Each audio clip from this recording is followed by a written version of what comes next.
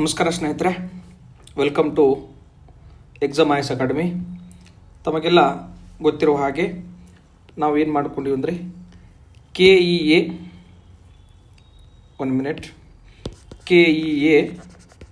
708 marathon ಸರಣಿಯನ್ನು ನಾವು ಪ್ರಾರಂಭ ಮಾಡಿಕೊಂಡಿದ್ದೀವಿ. ಇದು 14ನೇ ತಾರೀಕಿಂದ ಸ್ಟಾರ್ಟ್ ಆಗ್ತಾ ಇದೆ. ಇದಕ್ಕಿಂತ ಮುಂಚಿತವಾಗಿ ನಾವು 3 ಡೇಸ್ ಏನು ಮಾಡಿದ್ರೆ 3 ಡೇಸು ಹೋಮ್ವರ್ಕನ್ನು ನಾವು ವಿದ್ಯಾರ್ಥಿಗಳಿಗೆ 3 ಡೇಸ್ ಹೋಮ್ವರ್ಕನ್ನು ಮಾಡಿಸ್ತಾ ಇದ್ದೀವಿ. ಸೊ ದ್ಯಾಟ್ ನಾವು ಈ ಡ್ರೆಸ್ ರೆಡಿಯನ್ನು ಒಮ್ಮೆ ತೆಗೆದ ನಂತರ ಈ 45 ಡೇಸ್ ನೀವು ಪ್ರಿಪರೇಷನ್ಸ್ ಮಾಡಿ ನಾವು ಸ್ಪೈರಲ್ ಮೆಂಡಿಂಗ್ ಮಾಡಿಕೊಂಡು ಒಂದು ರಿವಿಷನ್ ನೋಟ್ಸ್ ಮಾಡಿಕೊಂಡು ಕಂಪ್ಲೀಟ್ ಮುಂಬರುವ ಎಲ್ಲ ಎಕ್ಸಾಮ್ಸ್ಗಳಿಗೆ ಒನ್ ಟೈಮ್ ನೀವು ಇನ್ವೆಸ್ಟ್ಮೆಂಟ್ ಮಾಡುವ ದೃಷ್ಟಿಕೋನದಿಂದ ನಾವು ಈ ಪ್ರಾಕ್ಟೀಸನ್ನು ಮಾಡ್ತಾ ಇದ್ದೀವಿ. ಅದರಲ್ಲಿ ನಾವು ಈ ಇವತ್ತಿನ ವಿಡಿಯೋದಲ್ಲಿ 2025 KEA ನಡೆಸಿದಂಥ ಒಂದು ಪ್ರಶ್ನೆ ಪತ್ರಿಕೆಯನ್ನು ಕುರಿತು ನಾವೇನು ಮಾಡೋಣ ಅಂತಂದರೆ, ಏನೇನು ಪ್ಯಾಟರ್ನಲ್ಲಿ ಕ್ವಶನ್ಸ್ ಕೇಳಿದ್ದಾನೆ, ಯಾವ್ಯಾವ ಏರಿಯಾದ ಮೇಲೆ ಕ್ವಶನ್ಸ್ ಕೇಳಿದ್ದಾನೆ, ಯಾವ KPSCಗಿಂತ ಈ ಪ್ಯಾಟರ್ನ್ ಇವರು ಯಾವ ರೀತಿ ಡಿಫ್ರೆಂಟ್ ವಿಧಾನಗಳನ್ನು ಬಳಸ್ಕೊಂಡಿದ್ದಾರೆ, ಅವೆಲ್ಲವನ್ನು ಕುರಿತು ನಾವು ಈ ವಿಡಿಯೋದಲ್ಲಿ ಡಿಸ್ಕಸ್ ಮಾಡುವ ಪ್ರಯತ್ನವನ್ನು ಮಾಡೋಣ. ಓಕೆ, ನೋಡಿ ಇಲ್ಲಿ ಈಗ ನಿಮ್ಗೆ ಏನಾಗಿದೆ ಅಂದರೆ ಫಸ್ಟ್ ಕ್ವಶನ್ಸ್ಗಳನ್ನು ನಾನು ಫಸ್ಟ್ ಏನೇನು ಕ್ವಶನ್ಸ್ ಕೇಳ್ಕೊಳ್ಳೋ ನಾನು ಲೀಸ್ಟ್ ಔಟ್ ಮಾಡುವ ಪ್ರಯತ್ನವನ್ನು ಮಾಡಿದ್ದೀನಿ. ಫಸ್ಟ್ ಇಲ್ಲಿ ಏನು ಕ್ವಶನ್ಸ್ ಕೇಳಿದ್ದಾನೆ, ಕಾಲಗಳ ಬಗ್ಗೆ ಒಂದು ಕ್ವಶನ್ಸನ್ನು ಕೇಳ್ಕೊಂಡಿದ್ದಾನೆ, ಸಂಧಿಗಳ ಮೇಲೆ ಕ್ವಶನ್ಸನ್ನು ಕೇಳ್ಕೊಂಡಿದ್ದಾನೆ. ನೆಕ್ಸ್ಟ್ ಸಂಧಿಗಳನ್ನು ನೋಡಿ ಏನು ಮಾಡಿದ್ದಾನೆ ಅಂತಂದರೆ ಪದಗಳನ್ನು ಮತ್ತು ಅವುಗಳ ಸಂಧಿಗಳನ್ನು ಹೊಂದಿಸಿ ಬರೀ ಆ ರೀತಿ ಕ್ವಶನ್ಸನ್ನು ಕೇಳ್ಕೊಂಡಿದ್ದಾನೆ. ಸೊ ನೀವೇನು ಮಾಡಬೇಕಂತಂದ್ರೆ ಇಲ್ಲಿ ಎಲ್ಲ ಸಂಧಿಗಳನ್ನು ಜಸ್ಟ್ ಒನ್ ಲೈನರ್ ಕ್ವಶನ್ಸ್ ಬರ್ತಾ ಇಲ್ಲ, ನೀವು ಸಂಧಿಗಳ ಬಗ್ಗೆ ಡೀಟೇಲ್ ಆಗಿ ಸ್ವಲ್ಪ ಅಧ್ಯಯನ ಮಾಡುವ ಅವಶ್ಯಕತೆ ಇದೆ. ನೆಕ್ಸ್ಟು ಸಮಾಸಗಳನ್ನು ವಿಗ್ರಹ ವಾಕ್ಯ ಮಾಡಿ ಬರೀರಿ ಅಂತ ಕ್ವಶನ್ಸನ್ನು ಕೇಳಿ ಸಮಾಸದ ಮೇಲೆ 3ನೇ ಕ್ವಶನ್ಸನ್ನು ಕೇಳ್ಕೊಂಡಿದ್ದಾನೆ.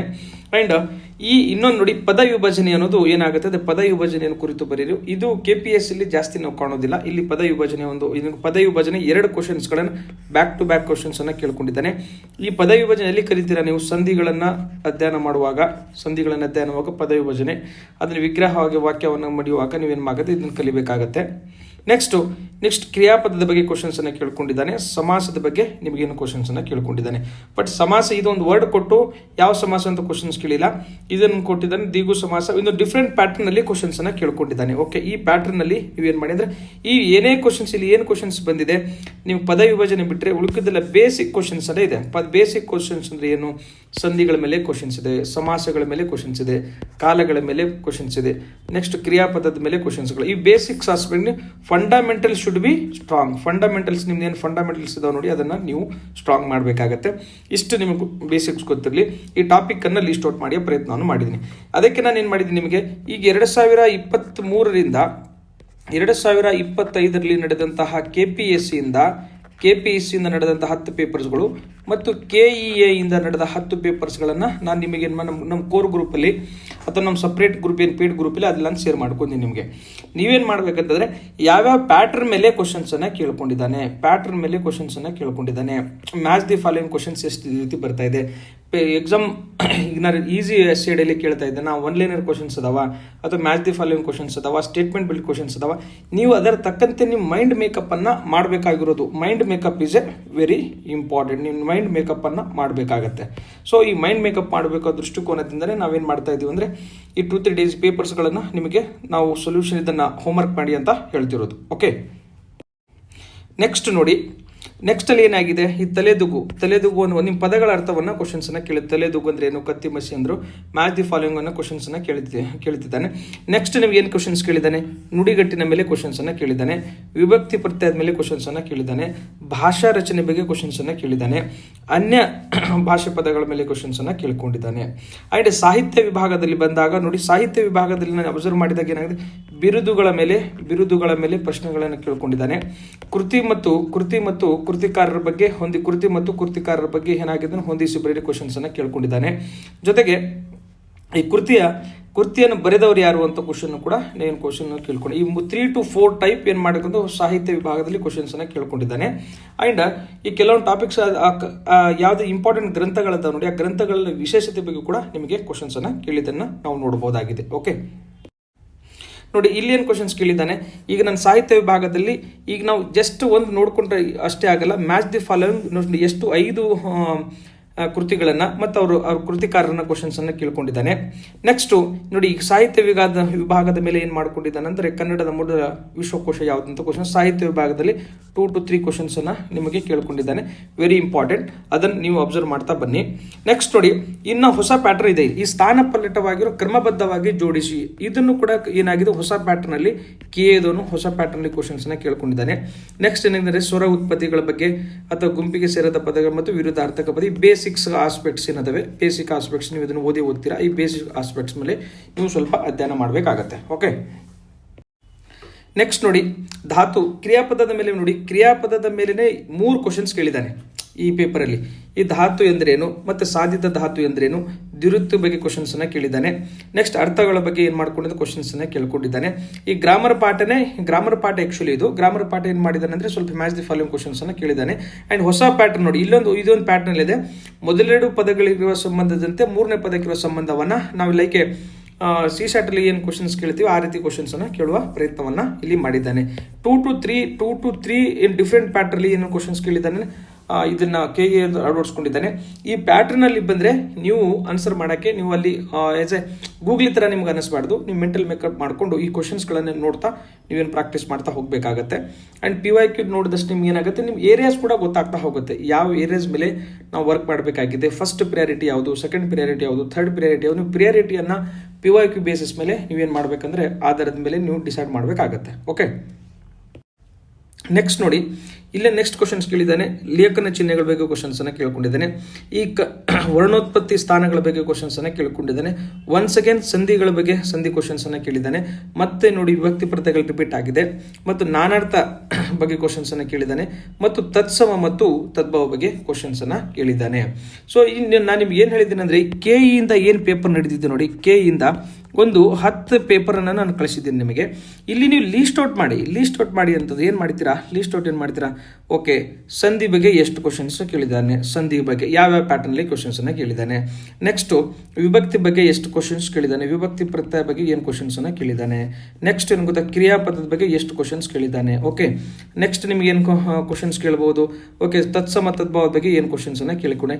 ಈ ರೀತಿ ಒಂದು ಚಾರ್ಟ್ ರೆಡಿ ಮಾಡಿ ಇದನ್ನ ಮಾಡಿ ಅಂತಂದ್ರೆ ಅದರ ಬೇಸಿಸ್ ಮೇಲೆ ನೀವು ವರ್ಕ್ ಮಾಡೋ 3 to 4 days ಅನ್ನೋದು ಬೇಸಿಸ್ ಮೇಲೆ ವರ್ಕ್ ಮಾಡಿ. ಅಂಡ್ ನೀವು ಪ್ರಿಯಾರಿಟಿಯನ್ನ ನೀವೇನ್ ಮಾಡಿ ಅಂದ್ರೆ ಡಿಸೈಡ್ ಮಾಡಿ. ಏನು ಪ್ರಯಾರಿಟಿ ಡಿಸೈಡ್ ಮಾಡ್ತೀರಾ. ಓಕೆ, ಸಂಧಿಗಳ ಮೇಲೆ ಬಗ್ಗೆ ಕ್ವಶನ್ಸ್ ಬಂದರೆ ನಾನು ಯಾವುದೇ ಕಾರಣಕ್ಕೂ ತಪ್ಪು ಮಾಡಲ್ಲ. ಸಮಾಸಗಳ ಬಗ್ಗೆ ನಾನು ಏನು ಮಾಡಿದ್ರೆ ತಪ್ಪು ಮಾಡಲ್ಲ. ನೆಕ್ಸ್ಟ್ ನಮ್ದು ಯಾವುದು, ಈ ವರ್ಣೋತ್ಪತ್ತಿ ಸ್ಥಾನಗಳ ಬಗ್ಗೆ ನಾನು ಬಂದರೆ ತಪ್ಪು ಮಾಡಲ್ಲ. ಕ್ರಿಯಾಪದದ ಬಗ್ಗೆ ನಾನು ತಪ್ಪು ಮಾಡಂಗಿಲ್ಲ.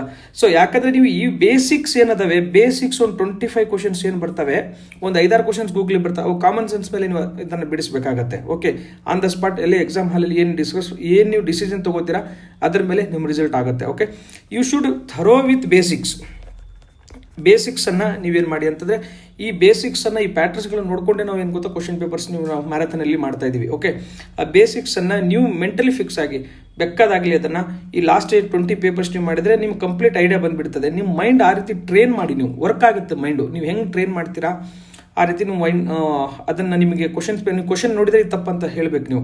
ದಟ್ ಕೈಂಡ್ ಆಫ್ ನೀವು ಮೆಂಟಲ್ ಮೇಕಪ್ ಮಾಡಬೇಕಾಗಿರೋದು ಬಹಳಷ್ಟು ಇಂಪಾರ್ಟೆಂಟ್ ಇದೆ ನಿಮಗೆ. ಓಕೆ, ಈ ಪೇಪರ್ ಜೊತೆ ನೀವು ಮಾಡ್ತೀನಿ ಅಂತ ನಾನು ಭಾವಿಸ್ಕೊಳ್ತೇನೆ ನಿಮ್ಮ ಜೊತೆ. ಓಕೆ, ನೆಕ್ಸ್ಟ್ ನೋಡಿ, ಈ ಸರಿ ಹೊಂದದ ಪದಗಳನ್ನು, ಈ ರಸಗಳ ಬಗ್ಗೆ ಏನು ಗೊತ್ತಾ, ಈಗ ನವರಸಗಳ ಬಗ್ಗೆ ಕ್ವಶನ್ಸ್ ಅನ್ನ ಕೇಳ್ಕೊಂಡಿದ್ದಾನೆ. ಇದೀಗ ಶೃಂಗಾರ ರಸ ಅಂದ್ರೆ ಯಾವುದು, ಬಿಭತ್ಸ ರಸ ಅಂದ್ರೆ ಇದನ್ನು ಕೂಡ ನಾವೇನು ಕೂಡ ಕ್ವಶನ್ಸ್ ಅಲ್ಲಿ ಮಾಡ್ಕೊಂಡಿದ್ದೀವಿ. ಮತ್ತು ಸಮಾಸಗಳ ಬಗ್ಗೆ ರಿಪೀಟ್ ಆಗಿದೆ. ನೆಕ್ಸ್ಟ್ ನೋಡಿ, ಈ ವಚನಕಾರರ ಬಗ್ಗೆ ಮತ್ತು ಈ ದಾಸರ ಬಗ್ಗೆ ಏನು ಕ್ವಶನ್ಸ್ ಕೇಳಿದ್ದಾನೆ ಅಂದ್ರೆ ನೋಡಿ, ಡಿಫ್ರೆಂಟ್ ಆಗಿ ಕ್ವಶನ್ಸ್ ಅನ್ನ ಕೇಳಿದ. ಏನು ಡಿಫ್ರೆಂಟ್ ಆಗಿ ಕ್ವಶನ್ಸ್ ಕೇಳಿದ್ದಾನೆ, ಯೂಶಲಿ ಲಾಸ್ಟ್ ಏನು ಕ್ವಶನ್ಸ್ ಕೇಳಿದ, ಅವ್ರದ್ದು ಅಂಕಿತನಾಮ ಯಾವುದು ಅಂತ ಕ್ವಶನ್ಸ್ ಅನ್ನ ಕೇಳ್ತಾ ಇದ್ದ. ಅವರು ಬೇಸಿಕ್ಸ್ ಕೃತಿಗಳಿದ್ರೆ ಆ ಕೃತಿಗಳ ಬಗ್ಗೆ ಕ್ವಶನ್ಸ್ ಅನ್ನ ಕೇಳಿದಿಲ್ಲ. ಇಲ್ಲಾಂದ್ರೆ ಯಾವ ಆಸ್ಥಾನದಲ್ಲಿ ಇದ್ದಂತ ಕ್ವಶನ್ಸ್ ಅನ್ನ ಕೇಳಿದಿಲ್ಲ. ಈ ಸಾರಿ ಸ್ವಲ್ಪ ಡೆಪ್ತ್ ಹೋಗಿ ಏನ್ ಮಾಡಿದಾನಂದ್ರೆ, ಅವರ ವಚನಗಳ ಬಗ್ಗೆ ಅಥವಾ ದಾಸಪದಗಳ ಬಗ್ಗೆ ಅಥವಾ ಅವರ ಹೇಳಿಕೆ ಬಗ್ಗೆ ಕ್ವಶನ್ಸ್ ಅನ್ನ ಇಲ್ಲಿ ಕೇಳಿದ್ದಾನೆ. ಓಕೆ, ಮನಶುದ್ಧಿ ಇಲ್ಲದವನಿಗೆ ಮಂತ್ರದ ಫಲವೇನು, ತನುಶುದ್ಧಿ ಇಲ್ಲದವರಿಗೆ ತೀರ್ಥದ ಫಲವೇನು ಎಂಬ ಈ ಸಾಲನ್ನು ಯಾರು ಹೇಳಿದ್ದಾರೆ ಅಂತ ಕ್ವಶನ್ಸ್ ಅನ್ನ ಕೇಳಿ. ಸೊ ಈ ಟೈಪ್ ಆಫ್ ಕ್ವಶನ್ಸ್ ಅನ್ನ ನೀವು ಓದುವಾಗ ಈ ಅಬ್ಸರ್ವ್ ಮಾಡ್ಬೇಕು.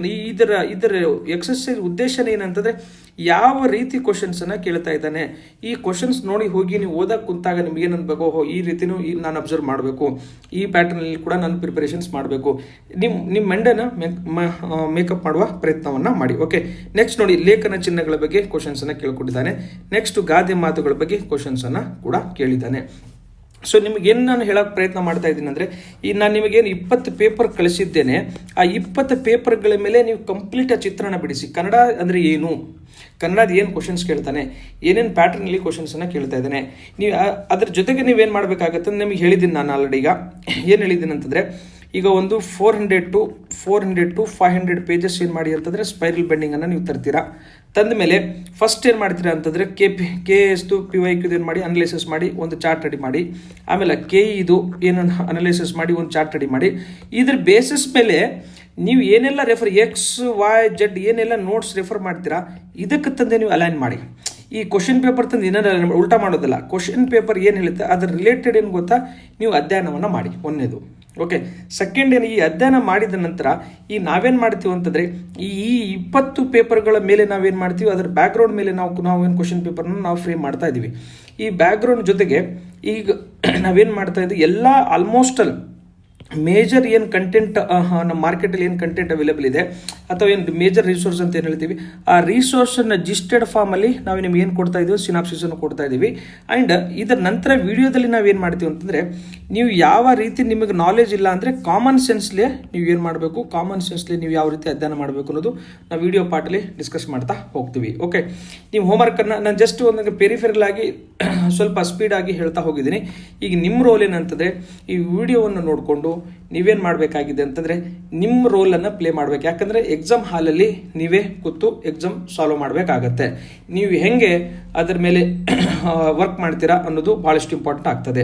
ಸೊ ನಾನು ಯಾಕೆ ಈಗ ನಾನು ಇದನ್ನು ಮ್ಯಾರಥಾನ್ ಸೆಷನಲ್ಲಿ ನಿಮಗೇನು ಸ್ವಲ್ಪ ನಾನು ವರ್ಕ್ ಮಾಡಿಸ್ತಾ ಇದ್ದೀನಿ ಅಂತಂದರೆ, ಈಗ ನೀವು ಏನೇ ಎಲ್ಲ ಒಂದು 30 ರಿಂದ 40 ಪೇಜಸ್ ಏನು ಮಾಡಿ ಅಂದರೆ 30 ರಿಂದ 40 ಪೇಜಸ್ ನೀವು ಶಾರ್ಟ್ ನೋಟ್ಸನ್ನು ಮಾಡಿ. ಓಕೆ, ಶಾರ್ಟ್ ನೋಟ್ಸನ್ನು ಮಾಡಿ. ಈ ನೋಟ್ಸ್ ನಿಮ್ಗೆ ಹೆಂಗಿರ್ಬೇಕಂತಂದರೆ ಜಸ್ಟ್ K708 KE ಪೋಸ್ಟ್ ಅಲ್ಲ, ಮುಂದಿನ ಬರುವಂಥ ಎಲ್ಲ ಕಮ್ಯುನಿಕೇಷನ್ ಪೇಪರ್ಸನ್ನು ನಿಮಗೆ ಕೇಕ್ ವಾಕ್ ಆಗಬೇಕದು. ಅದ್ರ ಫಂಡಮೆಂಟಲ್ ನೀವು ಏನೇ ಬಂದರೂ ಕೂಡ ನನ್ನ ನೋಟ್ಸಲ್ಲಿ ಇದ್ದರೆ ಮುಗಿದೋದು ಕತೆ.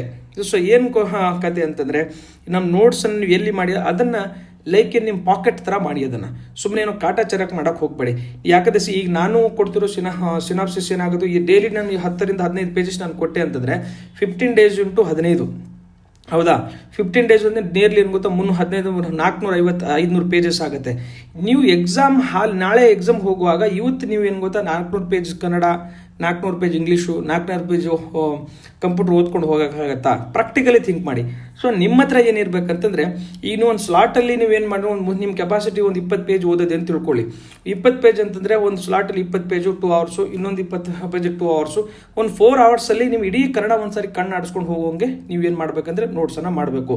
ಸೊ ಈಗ ಏನು ವರ್ಕ್ ಮಾಡ್ತೀರಾ ನೀವು, ಇನ್ನು ಮುಂದೆ ನೀವು ಕಮ್ಯುನಿಕೇಷನ್ ಪೇಪರ್ಸ್ ಅನ್ನೋದು ನಿಮ್ಮ ಕಂಪ್ಲೀಟ್ ಭಯ ಹೋಗ್ಬೇಕು ಅದನ್ನು.